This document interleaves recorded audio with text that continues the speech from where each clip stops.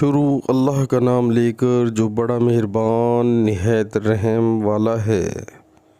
کہہ دو کہ جو شخص جبرائیل کا دشمن ہو اس کو غصے میں مر جانا چاہیے۔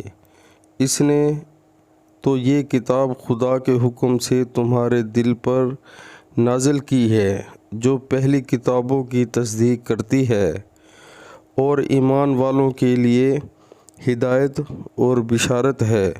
سبحان اللہ۔ پیارے مسلمانوں، قرآن پاک کی اس آیت میں اللہ تعالیٰ بتا رہے ہیں کہ یہ جو کتاب ہے قرآن پاک، سبحان اللہ، الحمدللہ، جو کہ ہم سب مسلمانوں پر اللہ تعالیٰ نے ہدایت کے لیے بھیجی ہے، اس کو ہمیں پڑھنا چاہیے۔